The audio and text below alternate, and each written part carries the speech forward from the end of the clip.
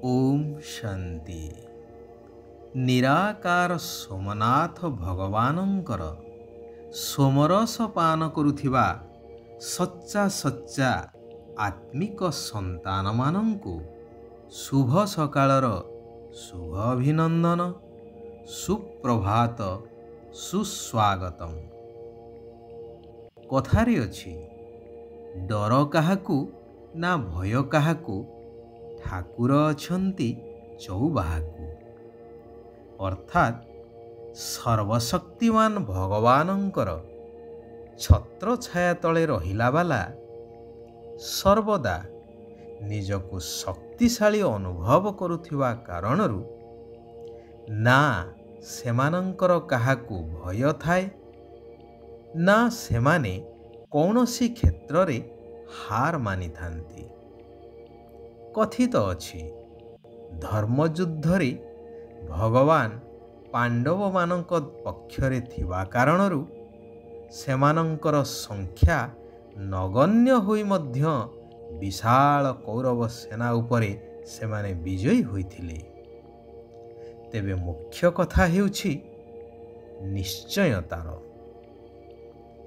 कारण निश्चयता ही मनरे शक्ति संचार करिथाए। आमे जानुछे आम साथीरे भगवान अछंती, परंतु कौनसी समस्या बा परिस्थिति आसीगले निज सामर्थ्य अनुसारे से परिस्थिति सहित लड़ेई करी शेषकु ता आगरे हार मानि जाउछु बा सेही परिस्थिति बा वातावरणर बशीभूत हो जाउछु, निजकु ता आगरे समर्पित करि देउछु।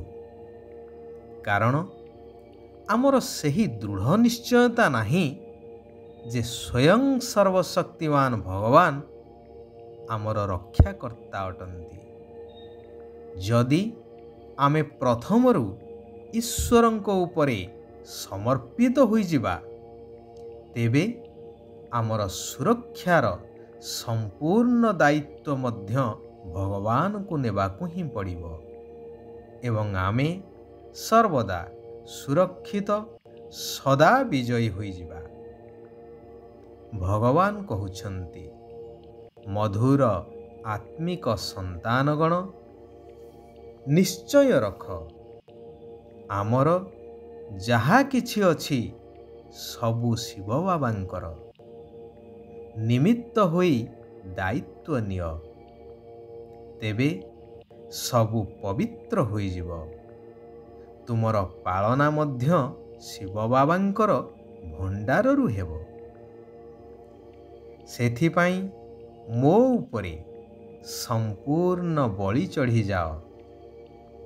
भक्ति मार्गरे काशी कलबट खाउथिल ना? एठारे उल्लेख योग्य कि काशी विश्वनाथ रे एक विराट कूप थिला, जहार तले शिवलिंग रहिथिला एवं संपूर्ण कूपकु एपरि भावरे शाणित खड्ग द्वारा आच्छादित करा जाइथिला कि माछी पड़िले मध्य नवखंड हेई जिबा भଳି।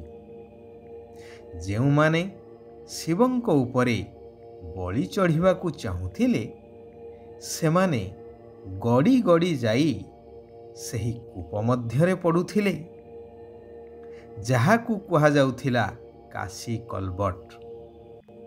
तेबे सरकार एही भयंकर अंधविश्वासर प्रथा को बंद कर देइछंती।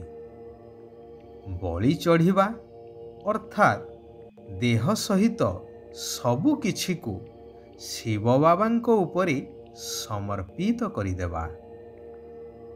तेणु बुद्धि रे रहिबा दरकार, जेतेबेले आमे बलि चढ़िलु अर्थात समर्पित होई गलु, तेबे सबु किछि तो शिव बाबांकर होई गला। तेणु प्रत्येक पदक्षेपरे तांकर मत नेबाकु ही पड़िबो, अर्थात तांको श्रीमतरे चलिबाकु हेबो। जदि कौनसी कुकर्म बा विकर्म कल, तेबे ବହୁତ ପାପ ଚଢ଼ିଯିବ। ତନ ମନ ଧନ କୌଣସି ବି ଜିନିଷ ମନମତ ଅନୁସାରେ ଅର୍ଥାତ୍ ପାପ କର୍ମରେ ଲଗାଇ ପାରିବ ନାହିଁ। କାରଣ ଏହା ତ ଶିବ ବାବାଙ୍କର। ତେଣୁ ଏହାର ବହୁତ ଦାୟିତ୍ୱ ନେବାକୁ ପଡ଼ିବ। ଯେବେଠାରୁ ଏହା ଭଗବାନଙ୍କର ହେଇଗଲା, ପ୍ରତ୍ୟେକ ପଇସା ବା ପଦାର୍ଥ ହୀରାତୁଲ୍ୟ ଅଟେ। ଯଦି ବ୍ୟର୍ଥରେ ଗଲା, ତେବେ ତାହାର ଭରଣା ମଧ୍ୟ କରିବାକୁ ପଡ଼ିବ। କୁହାଯାଏ ନା, every action there is an equal and opposite reaction.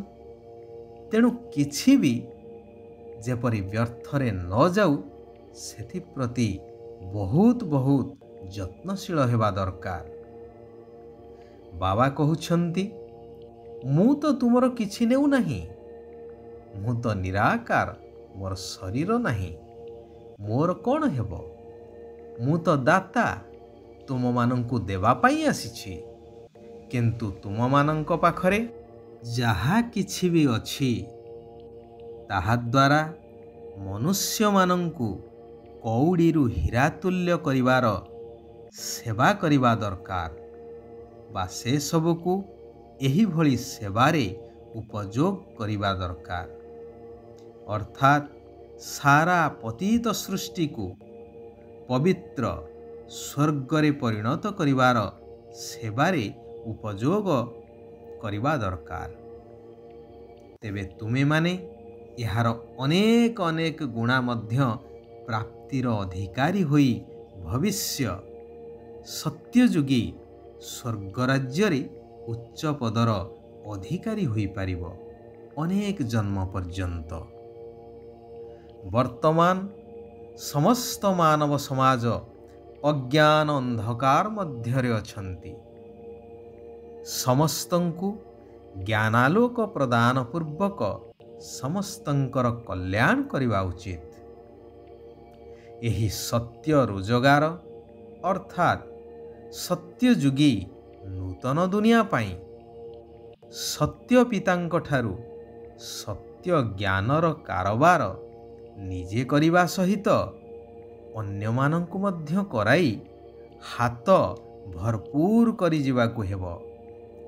ଏହାକୁ ହିଁ କୁହାଯାଏ ସଚ୍ଚା ସୌଦା କରିଲା ବାଲା ସଚ୍ଚା ବ୍ୟାପାରୀ।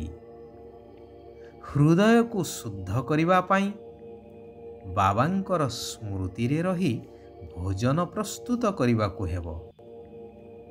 କୁହାଯାଏ ନା, ଯେମିତି ଅନ୍ନ ସେମିତି ମନ। ଯାହାକୁ କୁହାଯାଏ ବ୍ରହ୍ମା ଭୋଜନ, ଯାହାର ଗାୟନ ଅଛି କି ଦେବତାମାନେ ମଧ୍ୟ ବ୍ରହ୍ମା ଭୋଜନ ପାଇଁ ଆଗ୍ରହୀ ଥିଲେ। ଯୋଗଯୁକ୍ତ ହୋଇ ଭୋଜନ ଖାଇବାକୁ ହେବ ଏବଂ ଖୁଆଇବାକୁ ମଧ୍ୟ ହେବ।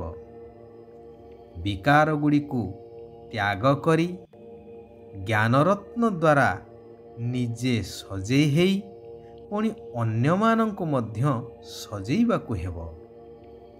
ଯେହେତୁ ବର୍ତ୍ତମାନ ଏହି ତମ ପ୍ରଧାନ ବିକାରୀ ଦୁନିଆ ପରିବର୍ତ୍ତନ ହୋଇ ସମ୍ପୂର୍ଣ୍ଣ ପବିତ୍ର ନିର୍ବିକାରୀ ସତ୍ୟଯୁଗୀ ସ୍ୱର୍ଗରାଜ୍ୟ ସ୍ଥାପନ ହେଉଛି। ସମସ୍ତ ଚିନ୍ତାକୁ ବାବାଙ୍କୁ ଦେଇ ନିଶ୍ଚିନ୍ତ ସ୍ଥିତିର ଅନୁଭବ କରୁଥିବା ପରମାତ୍ମ ସ୍ନେହୀ ହୁଅ।